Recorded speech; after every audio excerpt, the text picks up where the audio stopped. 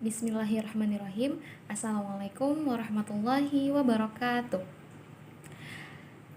Selamat pagi, apa kabar anak-anak? Semoga semua sehat selalu ya. Hari ini kita akan melanjutkan materi kita. Nah, di gambar ini sudah terlihat ya, ada apa itu? Ya, betul sekali. Itu adalah gambar piramida Agung Giza yang ada di Mesir. Nah, tahukah kamu berapa ya tinggi dari piramida ini? Nah, ternyata tinggi dari piramida Agung Giza ini adalah 146 meter. Wow, tinggi juga ya.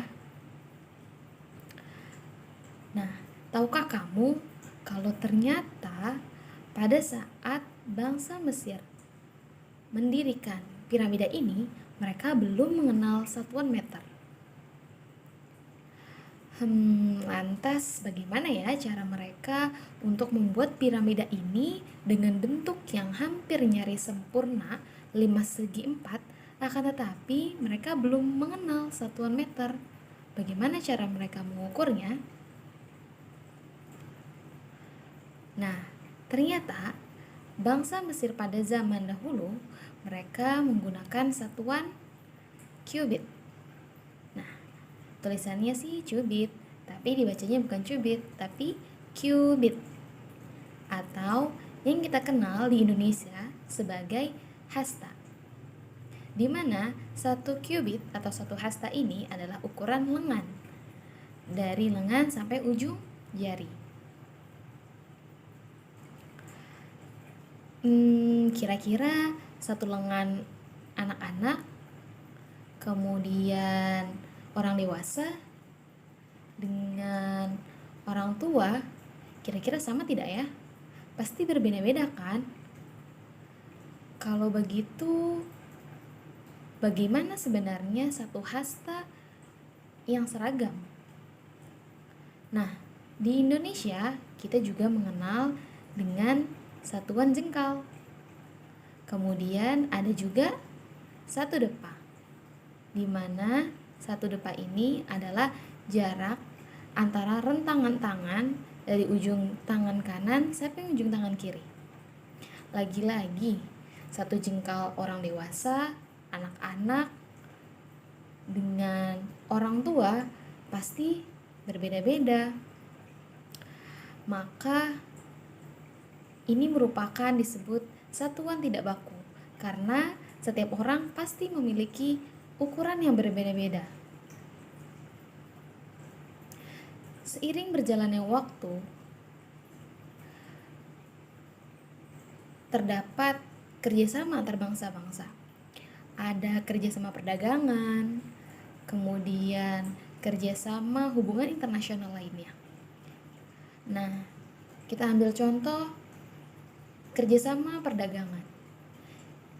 Coba kamu bayangkan, jika 1 kilogram emas yang ada di Indonesia dengan 1 kilogram yang ada di Inggris itu tidak sama, maka bagaimana cara kita mengukurnya? Bagaimana kita mau berdagang kalau ukuran yang kita gunakan itu berbeda-beda?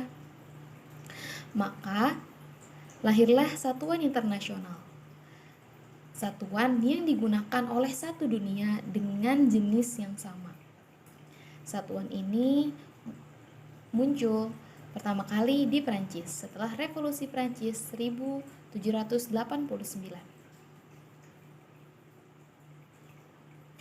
Nah, kalau begitu apa saja ya satuan internasional? Dalam fisika kita mengenal besaran pokok, di mana besaran merupakan sesuatu yang dapat diukur. Nah, dari besaran-besaran ini, tadi kita sudah mau menentukan apa ya satuan internasionalnya. Nah, pertama-tama ada 7 besaran pokok yang memiliki satuan internasional. Yang pertama ada panjang, yang satuannya meter, dilambangkan dengan meter. Kemudian ada besaran massa dengan satuan SI-nya adalah kilogram. Kemudian ada waktu, satuan SI-nya second. Kemudian ada suhu yang satuan SI-nya Kelvin. Lalu kuat arus yang satuan SI-nya ampere. Kemudian ada jumlah molekul zat yang satuan SI-nya mol. Yang terakhir adalah intensitas cahaya yang satuannya kandela. Tapi dalam kehidupan kita sehari-hari kita tidak mengukur panjang, massa, waktu, suhu, kuat arus, jumlah molekul zat atau intensitas cahaya saja. Contohnya, kita juga biasa mengukur luas kelas, di mana luas kelas ini bukan hanya panjang, tapi adalah gabungan dari panjang kali lebar. Kemudian, kita juga sering mengukur kecepatan, di mana kecepatan ini merupakan gabungan dari jarak dengan waktu. Nah, besaran-besaran inilah yang disebut dengan besaran turunan, di mana besaran turunan ini merupakan gabungan dari beberapa besaran pokok. Adapun besaran turunan yang akan kita pelajari yaitu, pertama, luas. Luas itu lambangnya A ya, jangan lupa, dimana dengan satuan meter pangkat 2. Kemudian ada kecepatan yang lambangnya adalah V kecil, dimana lambang satuannya adalah meter per second. Kemudian ada percepatan yang lambang besaran turunannya adalah A kecil dengan lambang satuan meter per second kuadrat. Begitu juga selanjutnya dengan gaya, tekanan, usaha, dan massa jenis. Kemudian bagaimana ya, kok luas bisa satuannya menjadi meter pangkat 2 atau meter kuadrat? Nah, jadi luas itu rumusnya adalah panjang kali lebar. Kemudian panjang satuannya apa tadi? Ya, meter. Kemudian lebar juga sama, satuannya meter. Maka satuan dari luas adalah meter pangkat 2 atau meter kuadrat.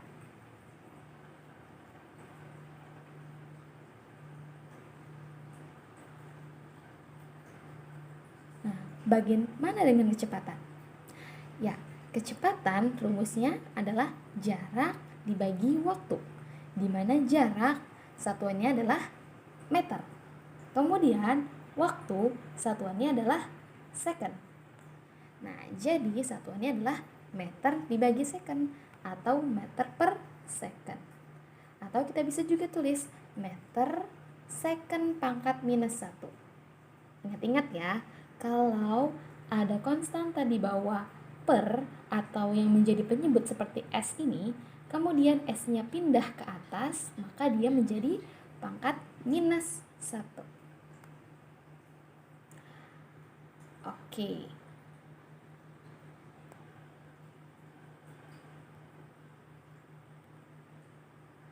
Nah, sekarang yuk tentukan apa ya satuan dari volume. Jangan lupa tulis dulu volume itu rumusnya apa, kemudian turunkan satu persatu satuan dari rumus tersebut. Kemudian sekarang tentukan lagi yuk, apa ya satuan dari massa jenis? Masih ingat kan rumus dari massa jenis apa? Ya, kamu bisa tuliskan dulu rumus massa jenis itu apa, kemudian kamu baru tentukan satuan dari massa jenis itu.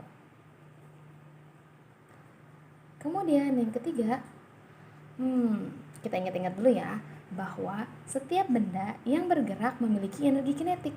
Jadi contohnya, kalau ada pembalap seperti ini, mobilnya dan orang yang ada di situ bergerak dong, maka mereka pasti memiliki energi kinetik. Apa rumus energi kinetik? Ya, rumus energi kinetik adalah setengah mv kuadrat.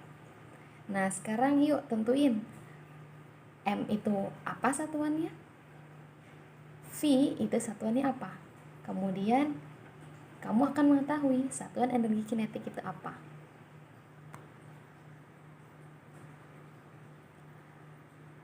Nah, setelah kita mempelajari satuan, sekarang kita akan mempelajari tentang dimensi.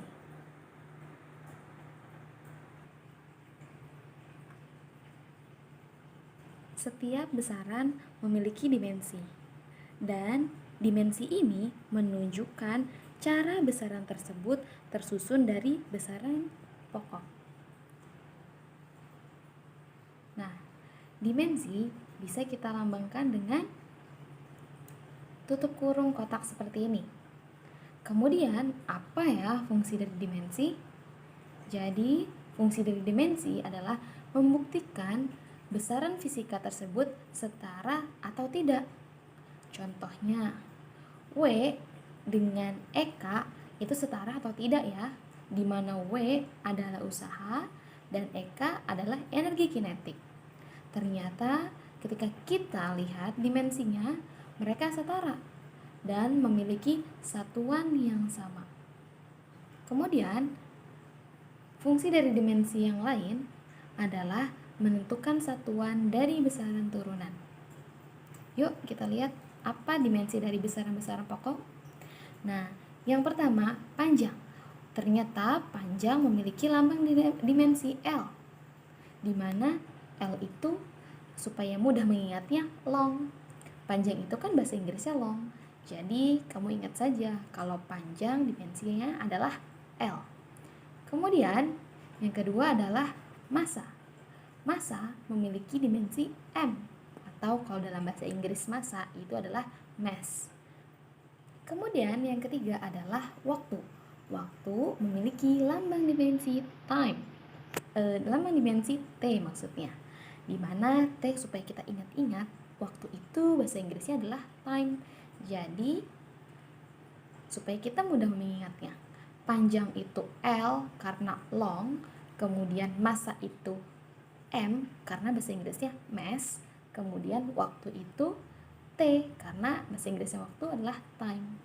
Nah, kemudian kuat arus listrik juga ada, yaitu I, suhu, lambang dimensinya adalah theta, kemudian jumlah zat, lambang dimensinya N, dan intensitas cahaya, lambang dimensinya J.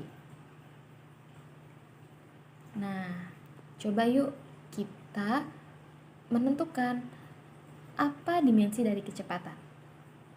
Yang pertama, seperti sebelumnya, kita harus menentukan dulu kecepatan itu rumusnya apa ya? Oh, ternyata jarak dibagi dengan waktu, di mana jarak satuannya meter, kemudian waktu satuannya second. Seperti yang sudah kita hafalkan tadi, kalau jarak yang satuannya meter, jarak itu bahasa Inggrisnya apa? Long atau L. Kemudian waktu yang satuannya second, waktu itu bahasa Inggrisnya apa? Time. Maka dimensi adalah T. Nah, seperti yang sudah dijelaskan sebelumnya, ketika penyebut yang ada di bawah pindah ke atas, dia memiliki pangkat minus. Jadi dimensinya adalah L T pangkat min 1.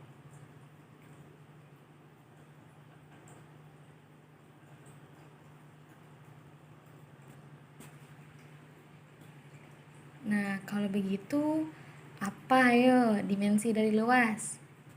Jangan lupa tentukan dulu rumus luas itu apa. Kemudian, baru deh kamu tentukan satuannya dan terakhir dimensinya. Kalau massa jenis, apa dimensinya? Sama ya caranya. Tentukan dulu rumus massa jenis itu apa. Kemudian tentukan satuannya. Setelah itu kamu akan mendapatkan dimensinya. Oke, satu lagi. Apa dimensi dari gaya? Ada seorang laki-laki yang sedang mendorong mobil dengan gaya tertentu. Yuk sekarang tentukan dimensi dari gaya itu apa. Jangan lupa tulis dulu rumus gaya itu apa. Masih ingat rumus gaya apa? Ya, gaya rumusnya adalah F sama dengan massa kali percepatan. Kamu tentukan dulu massa apa satuannya. percepatan apa satuannya. Setelah itu kamu tentukan dimensinya apa. Ingat yang tadi ya, kalau M itu adalah mass, kalau long itu adalah panjang atau L dimensinya. Kemudian kalau waktu dimensinya T atau time. Oke.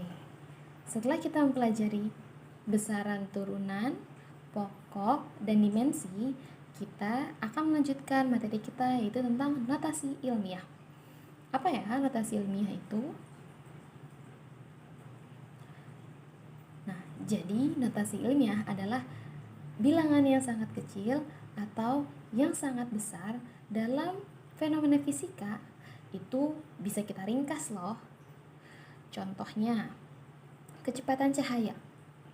Kecepatan cahaya itu ternyata angkanya sangat besar, yaitu 300 juta. Nah, kalau kita perlu menuliskan nolnya sebanyak ini, maka buku kita akan penuh. Oleh karena itu, kita bisa menyingkatnya dengan notasi ilmiah. Bagaimana caranya? Dari 300 juta ini, sebenarnya di belakangnya ada koma kan? 300 juta, 000. Nah, maka komanya ini bisa kita pindahkan.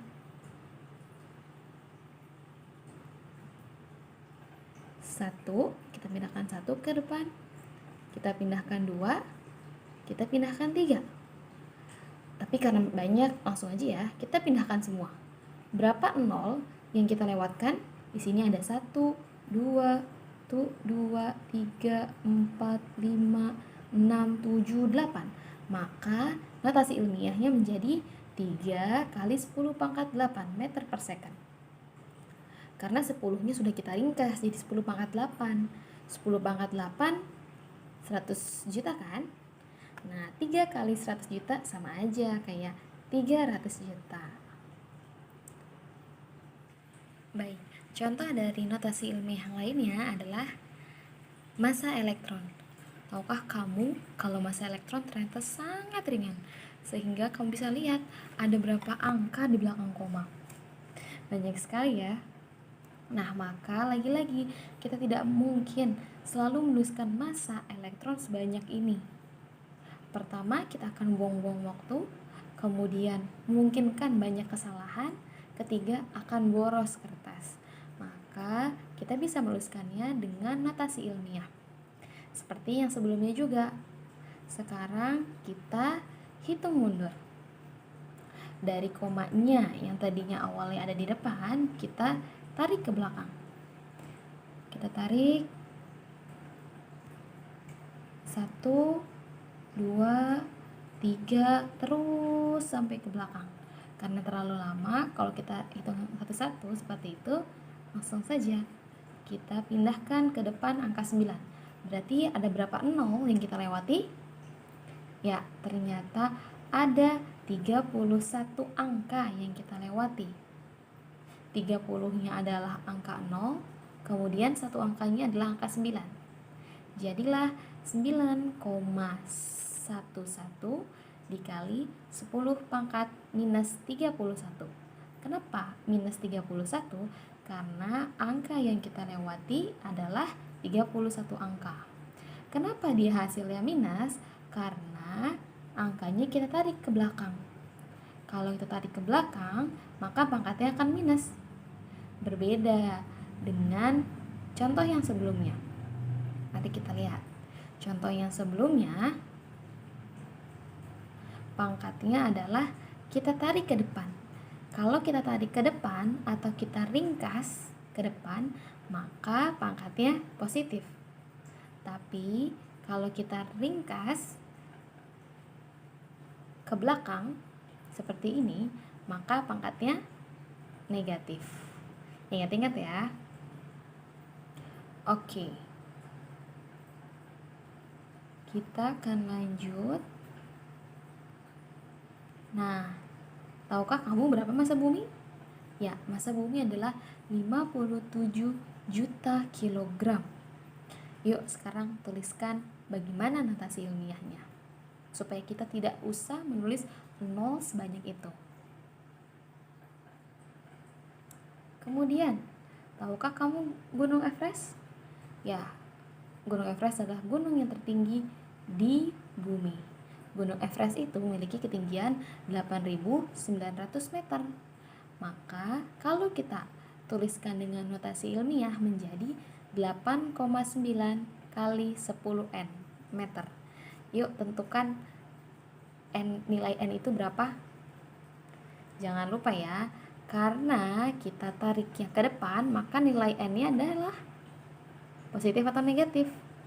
Ingat-ingat penjelasan yang sebelumnya. Oke, kamu tahu pelangi? Ternyata pelangi itu memiliki panjang gelombang. Panjang gelombangnya adalah 0,0000075 meter. Lagi-lagi banyak sekali ya nolnya. Yuk, untuk mempermudah untuk kita mengucapkannya, tuliskan dalam notasi ilmiahnya. Oke, contoh lain. Panjang gelombang cahaya kuning ternyata adalah 0,0000059 meter. Kalau ibu minta kalian menuliskan notasi ilmiah dan kali 10 pangkat n, tentukan ya n-nya berapa. Kita tarik ke belakang. Maka kalau kita tarik ke belakang, n-nya bernilai, ya silahkan diisi. Baik, terima kasih, pembelajaran hari ini sudah selesai. Terima kasih atas perhatiannya.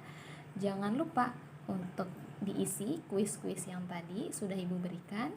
Kemudian nanti kalian tulis caranya di buku tulis dan upload di Google Classroom. Wassalamualaikum warahmatullahi wabarakatuh.